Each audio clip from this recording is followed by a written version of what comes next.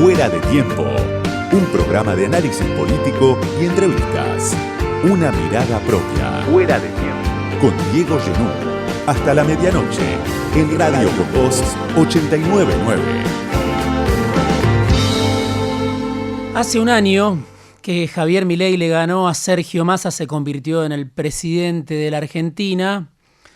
Y desde entonces, Milei, su grupo, están de fiesta, sus partidarios están de fiesta, sus sponsors están de fiesta. Lleva Milei por lo menos un año en el poder. Después de ese 19 de noviembre se precipitó el final del Frente de Todos, pero en realidad Milei ya llevaba más tiempo gobernando la Argentina, gobernando la discusión en la Argentina.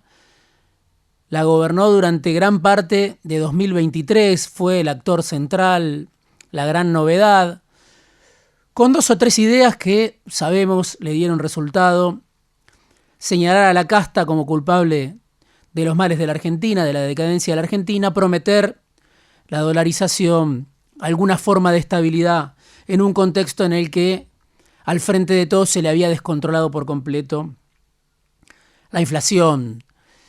Milei en realidad está habituado al poder, es un instrumento del poder, es un vocero del poder, fue un empleado del poder durante mucho tiempo. Su empleador más conocido, Eduardo Urnequian, no es alguien ajeno al poder, más allá de que esté ahora al frente del poder político en la Argentina y se defina como un topo que viene a destruir desde adentro el Estado. A favor del presidente, de su ejercicio del poder, juegan desde el minuto cero los que lo subestimaron, pensaron que nunca iba a llegar a presidente, lo alimentaron tratando de dañar a sus rivales y le permitieron llegar en tiempo récord desde los estudios de televisión a la Casa Rosada. Todo puede cambiar, obviamente, en la Argentina de un día para el otro y nunca sabemos cómo la sociedad argentina puede reaccionar, pero hoy lo vemos al presidente en un pico de euforia, con un manejo del poder, además, y este es un dato que no se puede pasar por alto, muy superior al que se le atribuía, otra vez, al que le atribuían los mismos que decían que Milei no iba a llegar al gobierno, que lo ayudaron, que lo financiaron, pensando que no iba a llevar al gobierno, y que cuando llegó dijeron, va a durar muy poco, va a durar unos meses, no va a poder gobernar. Con una caracterización sorprendente, equivocada, del mismo sistema político, por un lado, que le permitió a Milei crecer y convertirse en presidente en tiempo récord, con una caracterización quizá equivocada también de la sociedad argentina. Lo que vemos hoy es, un año después del resultado del balotaje, a un debutante en el poder político que sin apoyo parlamentario descarga un ajuste brutal, se jacta de eso todos los días, dice que es el ajuste más grande de la historia de la humanidad y además, mientras ajusta, persigue con un éxito apreciable el disciplinamiento social de la sociedad argentina. Mientras además otorga beneficios muy importantes para sectores de altísima rentabilidad en la Argentina. Leía un ajuste, un informe del Centro CEPA que plantea dónde está focalizado el ajuste, y está focalizado, como sabemos, en jubilaciones y obra pública. De cada 100 pesos ajustados, 24 se los quitaron a las jubilaciones, a los jubilados, a los pensionados, y 24 a la obra pública. Bueno, lo sufren sobre todo los gobernadores de las provincias con menores recursos.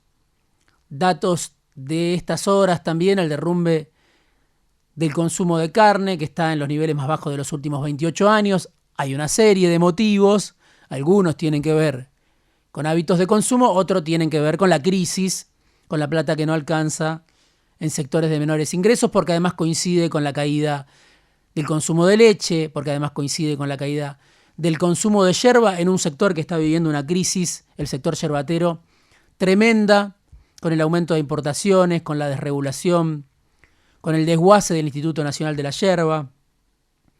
En este contexto de ajuste sobre jubilaciones, sobre pensiones, sobre obra pública, de derrumbe de consumo, hay situaciones que se viven en el conurbano bonaerense y en los conurbanos de distintos lugares del país donde faltan alimentos, donde hay sectores que se organizan para reclamar alimentos, donde hay hambre más allá de las transferencias que el gobierno hace y del aumento de la asignación universal por hijo que hizo el gobierno desde que asumió. Milei tuvo una caída en las encuestas, obviamente lo relevamos a partir de julio, agosto, y remontó por una serie de motivos. Por un lado, la calma financiera, la fiesta financiera, el oficio, si se quiere, de un trader como Luis Caputo, de Santiago Bausili en el Banco Central, y también por el espectáculo de una oposición que no acierta, que no sale de desconcierto, que se pelea, que se divide, que se muestra más vulnerable de lo que se imaginaba. Y Milei en ese contexto viene de estar, como todos sabemos, en Mar-a-Lago con Donald Trump, el único presidente que estuvo ahí en una conversación privada, además con el presidente de Estados Unidos. Un nuevo encuentro con Elon Musk, que puede ser alguien muy importante para el gobierno de Estados Unidos, para la relación de Trump con China.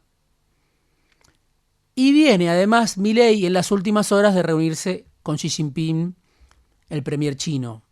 Otro, como decíamos, conocido de Elon Musk. Vemos en este contexto a Milei con un ejercicio del poder que no se previó, que no previmos, que no previeron sus opositores, los que le daban apenas unos meses como presidente.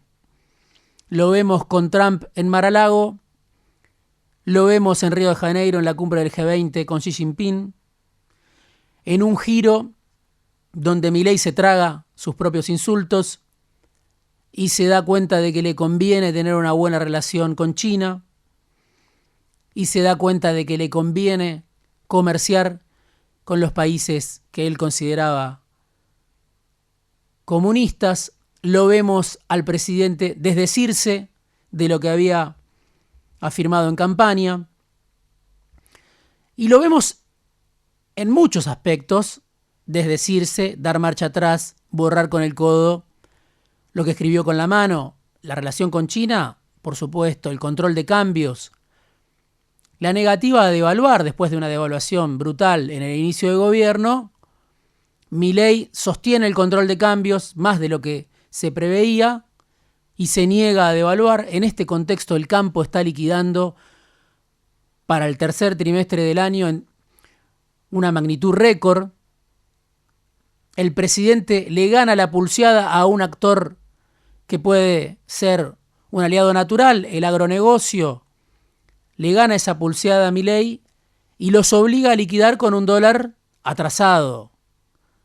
Parte de el manejo de Milei en el ejercicio de poder. No solo lo vemos con China o con el control de capitales, con la decisión de no devaluar, lo vemos en la relación con Macri. Un Macri que viene promocionando el famoso takeover del gobierno desde que asumió, Milei diciendo que se va a quedar con una parte del gobierno y no tiene nada Macri del gobierno de Milei, más allá de algunos encuentros, algunas reuniones, algunas promesas, algunos casilleros menores en la estructura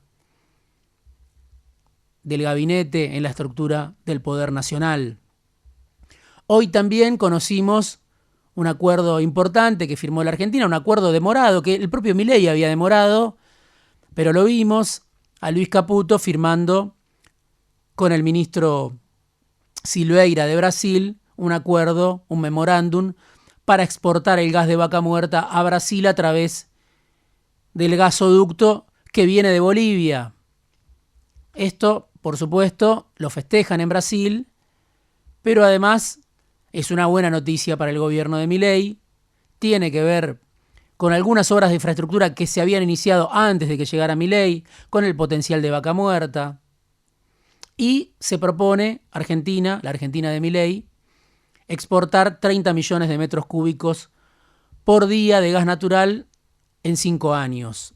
Claro, tiene a favor la Argentina de Milei cuestiones estructurales como el desarrollo, decíamos, de Vaca Muerta. Hay informes que hablan de que se puede generar un superávit en la balanza energética de hasta 30.000 millones de dólares en 2030. Ya este año hay un superávit comercial de alrededor de 4.000 millones de dólares. Para el año que viene se espera que sea un superávit comercial de 8.000 millones de dólares. Esto es muy importante porque Argentina sufrió déficit en la balanza comercial energética en los últimos años, y a partir de la construcción del gasoducto Néstor Kirchner, ahora le cambiaron el nombre, a partir de ese desarrollo de infraestructura cambió la ecuación energética.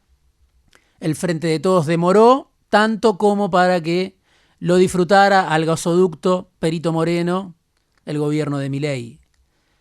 Por eso digo, lo que estamos viendo, las imágenes que estamos viendo desde Mar-a-Lago a Río de Janeiro, es como un recién llegado, un debutante sin apoyo parlamentario, gobierna como si no tuviera oposición, ni política ni social. Y tiene, si se quiere, después de 11 meses como presidente, un solo dato para mostrarle a la sociedad argentina, que es la baja de la inflación, la desaceleración de la inflación, y después, por supuesto, las promesas de inversiones, la fiesta en los mercados. El tema de la inflación, subestimado obviamente por el peronismo, un peronismo de la unidad que se fue con un descontrol inflacionario, 200% de inflación tenía el ministro y candidato Sergio Massa cuando se terminó el gobierno del Frente de Todos. Eso es esa contracara, esa diferencia es lo que Milei hoy tiene para mostrar a su favor, para mostrar a la sociedad a su favor. En ese contexto también vemos que junto a la fiesta en los mercados y al descenso de la inflación, La Libertad Avanza, la extrema derecha, le dedica cada vez más energía a lo que Agustín Laje le llama la batalla cultural, en un terreno donde el kirchnerismo invirtió en mucho. En la batalla de los símbolos, donde el kirchnerismo fue taquillero, donde el kirchnerismo se cansó de apuntar a los símbolos, no solo a la economía, sino y sobre todo, sobre el final, un gobierno que se había concentrado en los símbolos y se había desentendido de la economía y de otras cuestiones. Bueno, Milei decide cerrar las empresas del Estado, decide privatizar empresas del Estado, decide cambiarle el nombre al gasoducto Néstor Kirchner y ponerle Perito Moreno, decide cambiarle el nombre al Centro Cultural Kirchner, decide apuntar a la batalla de los símbolos, donde el kirchnerismo creía que lo que había logrado en 12 años de gobierno era irreversible. Y hay un acto el fin de semana en San Miguel, la tierra de Joaquín de la Torre, un dirigente del peronismo muy conservador. En San Miguel, donde Joaquín de la Torre aporta un lugar para que Agustín Laje, para que los influencers de la extrema derecha, de las redes sociales, se reúnan a plantear lo importante que es la batalla cultural en lo que viene. El secretario de culto, Nahuel Sotelo, Agustín Romo, Santiago Santurio, todos sectores de la extrema derecha católica también vinculados a una organización que se llama FASTA, Santo Tomás de Aquino. Y ahí lo que más se destaca, más allá de las declaraciones que hablan de un poder armado, de un brazo armado, lo que más se destaca en realidad es el discurso de Agustín Laje, que viene de inaugurar la Fundación Faro con todo el Círculo Rojo sentado primera fila, pagando $25.000 desde Marcelo Mindlin hasta José Luis Manzano, hasta Claudio Velocopit, hasta Eduardo Elstein, para escuchar a un teórico de la extrema derecha, reconocido a nivel global como es Agustín Laje. Bueno, ahí en el medio de los insultos de Laje contra los zurdos hijos de puta que lloran, que están acorralados, que los vamos a aplastar. En ese discurso Agustín Laje dijo: tenemos 7 años por delante, dando por supuesto que Milei va a ser reelecto. Justamente Laje, al que algunos mencionan como el eventual sucesor incluso de Milei en la presidencia. Un planteo interesante en muchos sentidos, porque Laje y Milei dicen: nosotros somos el partido de los trabajadores y enfrentamos al partido del Estado, a la casta, a los empresarios, a los sindicatos, a los periodistas ensobrados. El partido de los trabajadores, dice Laje, en algo que por supuesto no es un invento suyo, también Steve Bannon dice lo mismo de Trump desde hace muchos años. Nosotros, dice Laje, dice Milei, dice La Libertad Avanza, en un discurso que escucharon muchos pibes, nuevas generaciones que estaban en este acto de San Miguel. Nosotros venimos a representar a los sectores trabajadores frente a el partido del Estado, el partido de la casta, de los sindigarcas, de los empresarios, de los economistas, de los periodistas.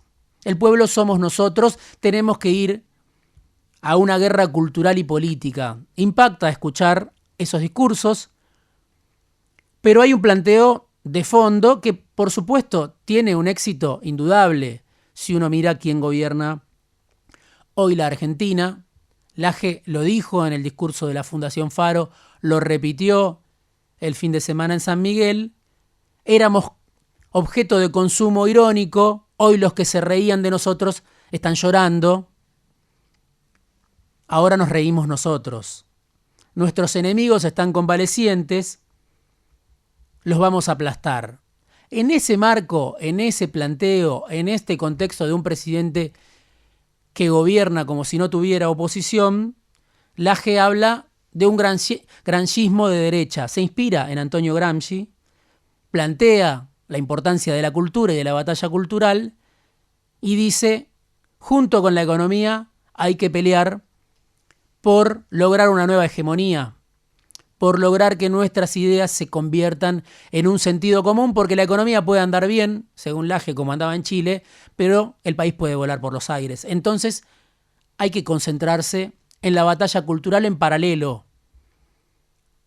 Con este programa, con este contexto, con este escenario, donde estamos hablando de una Argentina que tiene 25 millones de personas bajo la línea de la pobreza, no las inventó Milei. Sí, Milei expulsó en sus primeros 6 meses de gobierno a más de 5 millones de personas bajo la línea de pobreza, sectores de clase media que cayeron a la pobreza bajo el gobierno de Milei, pero en este contexto de un gobierno que actúa como si no tuviera oposición ni política ni social y que tiene al Círculo Rojo aplaudiendo y pagando $25.000 para escuchar estos planteos, dice Agustín Laje, pero lo piensa Milei: nos vamos a quedar 7 años más, nos quedan 7 años más por delante. No son los primeros que plantean quedarse a vivir en el poder. ¿De qué va a depender? De que el presidente, La Libertad Avanza, los partidarios, los agitadores de la batalla cultural se queden 7 años más en el poder. Bueno, por supuesto, va a depender en parte de la oposición política que hoy no sale del desconcierto, de la oposición social de esta sociedad que siempre es impredecible, de las medidas que tome el gobierno de Milei, de las mejoras que pueda presentar, ofrecer a la sociedad, y de la paciencia social, porque nadie come con la batalla cultural. De eso en realidad va a depender la cantidad de años, la cantidad de meses, la cantidad de días que le queden a Milei en el poder. Fuera de tiempo. Una mirada propia. Diego Genú.